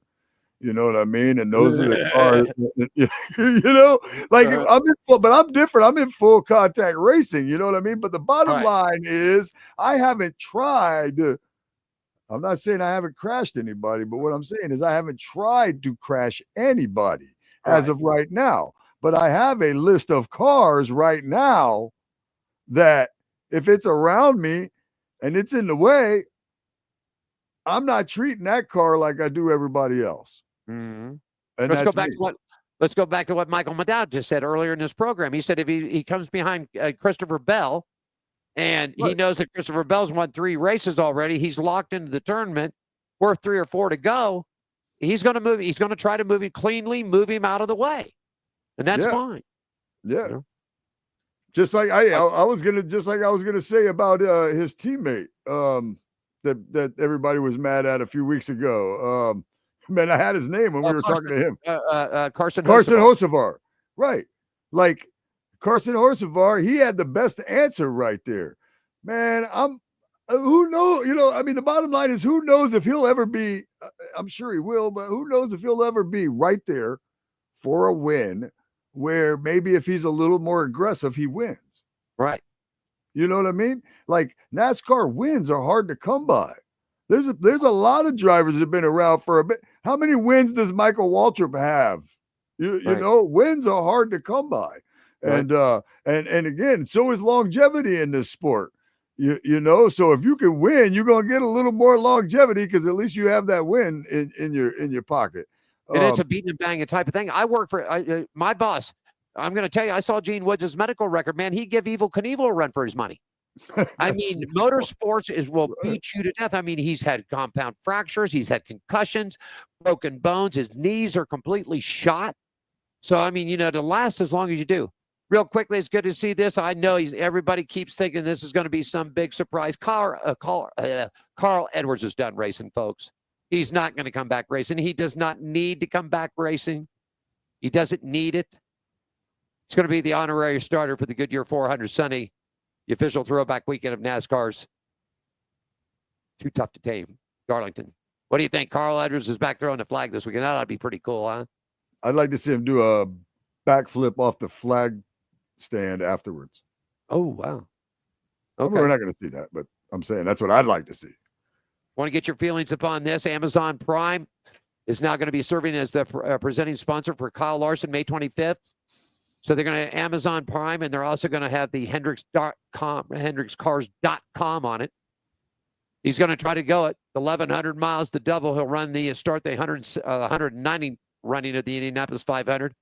Jump on a corporate jet, helicopter corporate jet, and try to get down there in time to get it fully done for the Coca-Cola 600.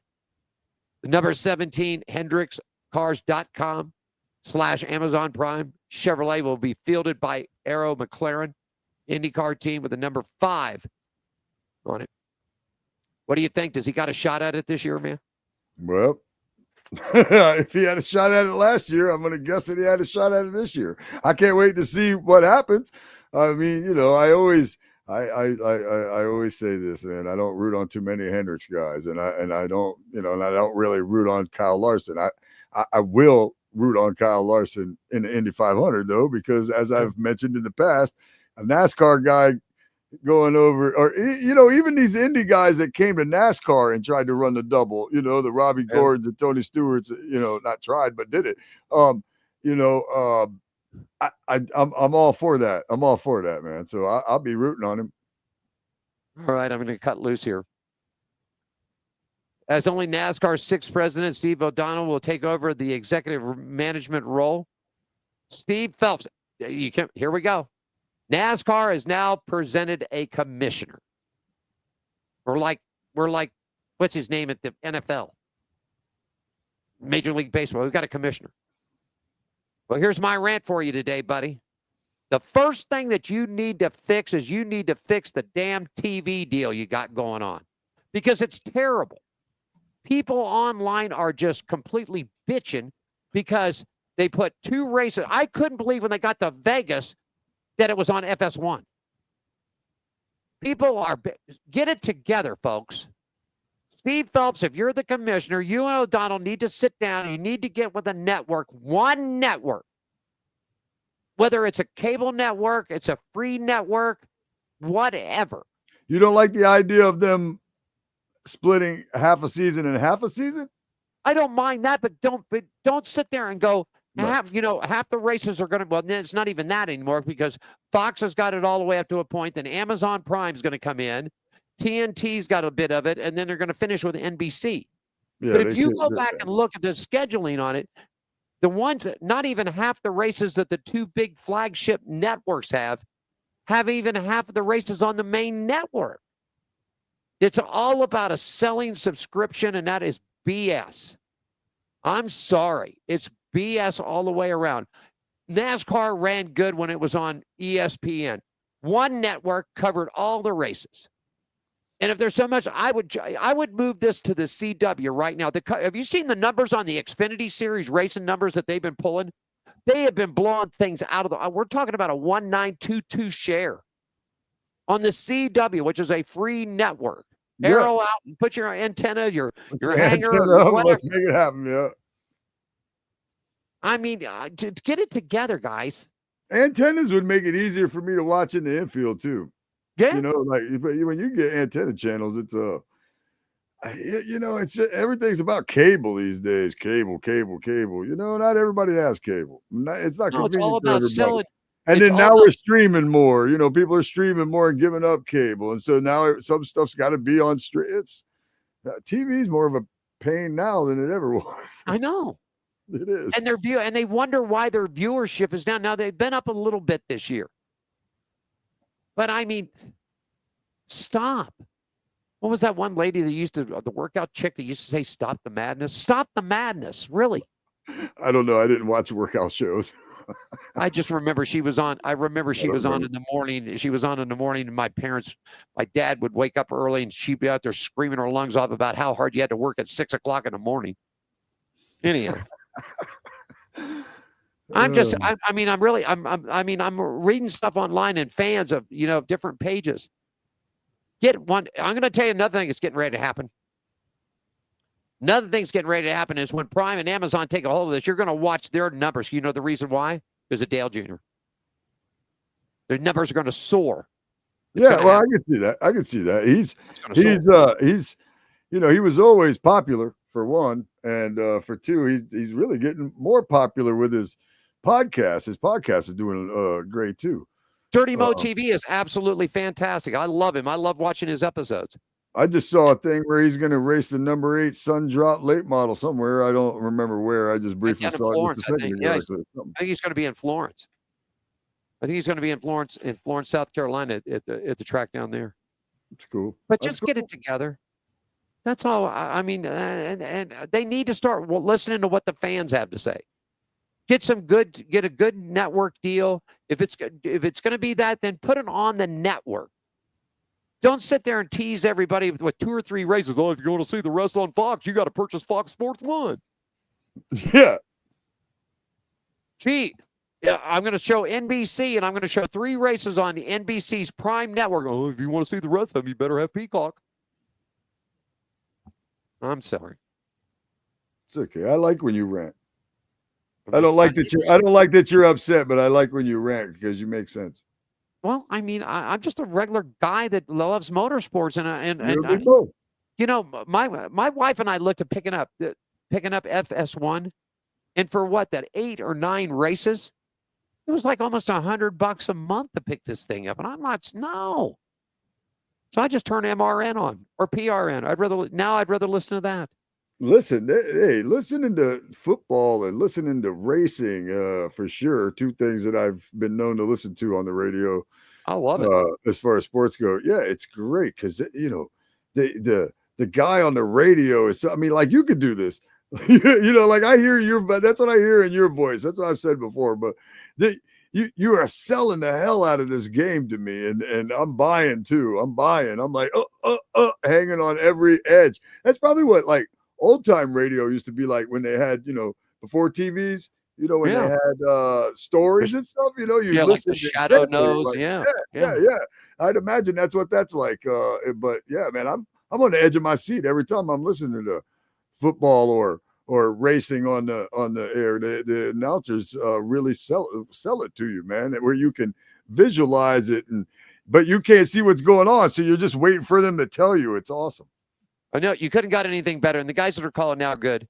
But back in its day, Eli Gold, Barney Hall, Dr. Dick Bergen, those guys put the image in your brain that you could close your eyes, sit back in your chair, and just listen, and you could see them describe what Earnhardt was doing, what Rusty was doing, Jeff Bodine was doing, Kenny Schrader, any one of those guys. You could just see it as plain as day. I just, they're fantastic. For sure. How about you're off racing this weekend? Yeah. I'm building. Like I said, I went to that dirt track. It was out of control. I went the first lap in. They had a chicane that was chicane-ish when you go in, but it was a right turn on the way out. So everybody goes in there and bunches up. Man, we had like 50 cars or something, and I went in there and the guy behind me just plowed right into me. Man, he was way back there and he just plowed right into me, shoved me in front of my teammate, and he ran into me. And my other teammate went around the outside there.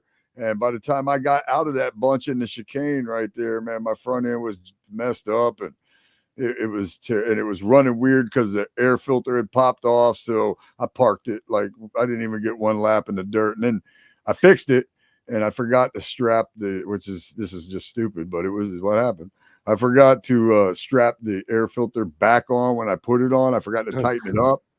And it popped off after about a lap and a half, and I got stuck in the flagpole race, right where they were coming out. Yeah, they were coming.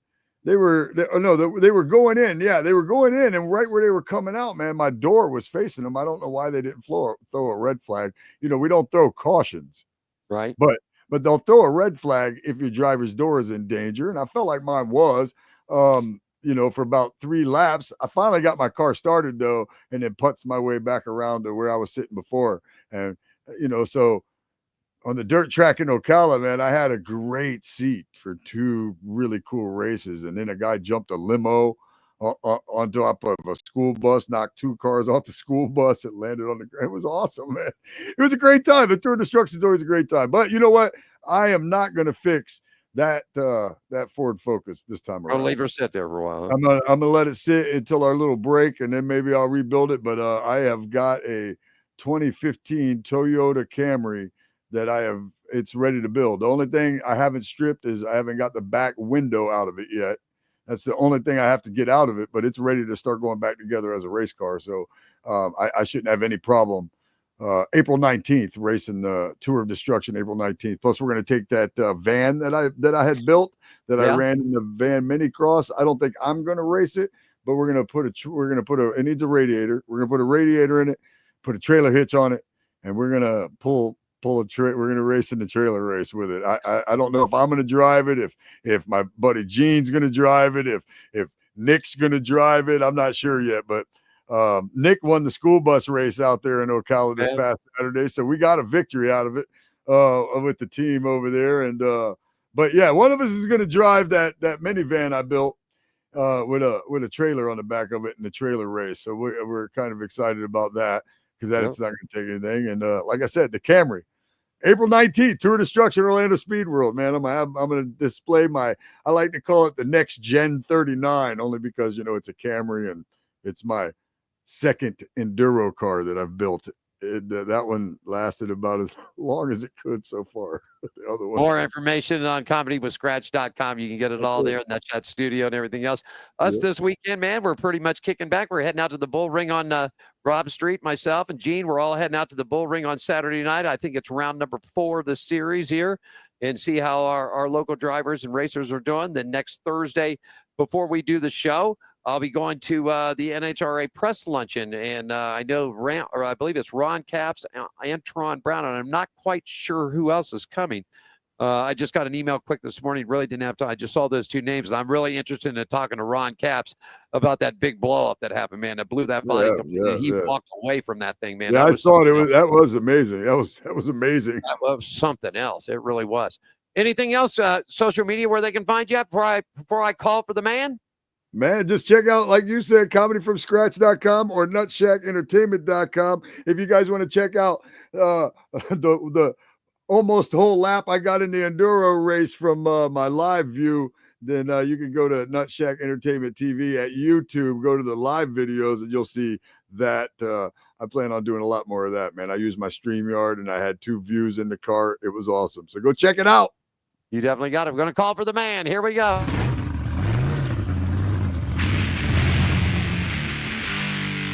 Want to thank you for joining. It's Scratch down in Daytona Beach at the Nutshot Studio. Alan Michaels here in Las Vegas at the WCOBM headquarters. Our special thanks. 2021 Daytona 500 champion Michael McDowell joining us today. Josh Hachat, Shawn Reed from the NHRA. They come into town next week and get the tickets at NHRA.com. 4-wide racing. Johnny Spilotro, thank you for stopping by. Thanks for joining us for On Pit Road Racing. Follow us on our website, Facebook, Twitter, and Instagram at On Pit Road Racing. On Pit Road Racing is written and produced by WCOBN TV. I'm John the announcer for On Pit Road Racing.